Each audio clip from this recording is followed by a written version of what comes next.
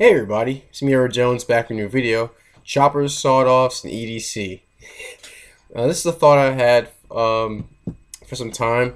I've seen a few articles on the subject, and watched several movies and played a lot of video games, and it got me thinking. Has anyone ever considered? And I know, and Irish has done a video on this. He talked about the Servo Shorty shotgun, but I was wondering if anyone has anyone ever thought of incorporating submachine guns or sawed-off shotguns and, into as an EDC option. Now, yeah, and I guess legally it's a circus to I guess to try to go about doing that. But this is just a discussion of this is me sharing my thoughts, and I thought about it. If I I guess if I had if it was I guess if I had my druthers, I would there'd be two I'd carry. There'd be two firearms I'd carry, openly, because I couldn't imagine I couldn't imagine carrying these concealed, nor would I don't think I would want to. But anyway, the two I have in mind would be I would carry one handgun.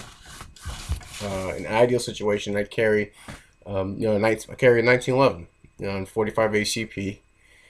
Um, but I'd carry that on my right side. On my left side, I would carry a sawed off. I'll carry a sawed off shotgun. It would now. I've shot a. I have a double barrel. I do have a double barrel shotgun. I've shot it one handed before. I've shot other shotguns one handed, and yeah, it packs a wallet. But I've seen a way that the shotguns have been used. Sawed off shotguns have been fired, and you can use two hands while firing it to gain better control. And the reason why I say us, I mean, I'm pretty sure a lot of people understand, the pistol part. But the reason why I incorporated, I would think that incorporating a sawed-off shotgun would be a good idea, is because if the memory serves me right, a lot of self-defense shootings happen within, I think it's like 5 feet, maybe a little bit further, maybe a little bit further away, maybe 5 yards, but very close, very close quarters. Are very, it's not very common for them to happen, far away. But I figured if they're very close together, when you want to use, I guess, the most devastating tool you can use at that range. And to me, I can't think of anything better than a sawed off double barrel 12 gauge, maybe a 20 gauge for for much better control.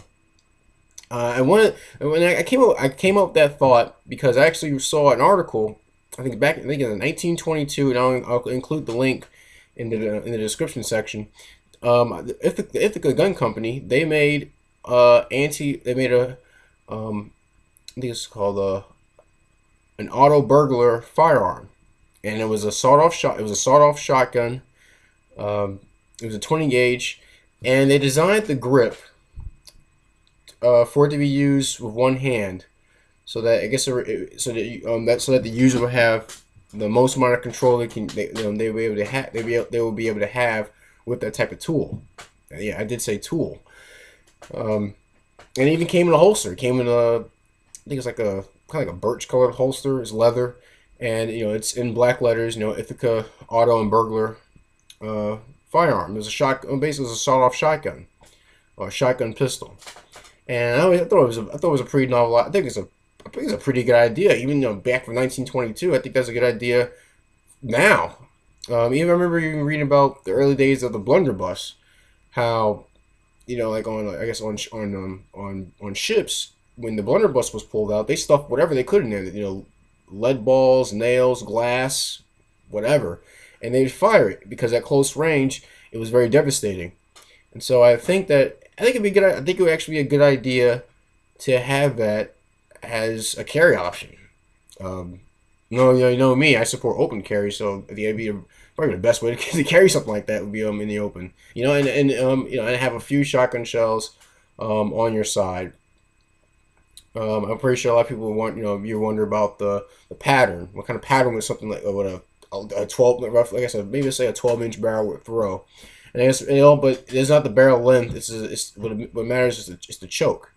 So, I guess if someone could find a way to turn it from being cylinder to maybe improve and modify, make it more accurate, it might make the recoil a bit more harsh because of the constriction, but be more accurate. Um, but yeah, that's a thought I had. I guess it'd be kind of cool to see kind of holster designs that'll be out there, or see what will be more popular, a double, side by side or over and under. I suppose over and under would be more streamlined because it's more much slimmer profile than the side by side would be. But that's just it's a thought I had. But I did and like I said, I included choppers in the in the description box. I have fired a machine gun. I fired two machine guns before in my life. I fired I think it was an M1A1 Thompson. It sucks was it what sucked was it didn't have the cuts compensator, so it was a bit harder to control. But I shot it. I think I shot 40 rounds out of 30 rounds. I shot 30 rounds out of it, and it was a lot of fun. And I think a year later, less than a year later, I fired Crink Off. It was a shortened AK. It was a shortened AK, 7.62 by 39. I fired it single shot and full auto. It's pretty comfortable. Shooting it. I felt very comfortable shooting that gun in particular. But but it's but because of the size, you could realistically carry it. I know there's a lot of I know that people have thought they have the reservations about carrying long guns. But I guess the argument goes to if you were gonna, I guess, because a friend asked me in the conversation once, what kind of gun would I carry into, what kind of gun would I like to take to a gunfight, and he was specifically talking about pistols. I said, and I thought about it, I said I would take a rifle, because if I had to be in a gunfight, I'm trying to get it. I like to have the upper hand in a situation like that, if it had to happen. But I figured that if you're limited to using a pistol caliber, then what's wrong with being able to not just have as much ammo as you can carry, but be able to fire it as fast as you can and be able to control it? And I think a submachine gun, or what is it called, PDWs, personal defense weapons, offers that kind of offers those options. And I guess this is me, this is me, but I wouldn't mind M3A1 grease gun. You know me, if you see my previous videos, I'm a big World War II weapons guy. I mean, so I had it with me around the house, but it's just just thought. I like the design of the grease gun. It's very simple. I've held one before, and it did have some weight to it, but it was it seemed pretty cool. It seemed like a pretty cool tool to have. I can imagine I can imagine riding around my mountain bike with a grease gun with a grease gun on the handlebars, or slung on my back. And I think that if you had to if you had to use a pistol caliber, you have to use a pistol cartridge for personal defense. I'd say why not not just having the most ammo, but being able to fire it fast and be able to control it while you're doing so. And I think a stock. I mean, personally, I believe a stock is a great accessory to any firearm, especially a handgun, because your accuracy increases. So there's less chance of you hitting something unintended, less of a chance of causing unwanted destruction, and there's a higher chance of you hitting your target. And going back to the thing about the sawed-off shotgun, it reminded me of a movie. I like westerns. El Dorado. James Caan, he played the character Mississippi, and he was good with a knife, but he was terrible with the handgun.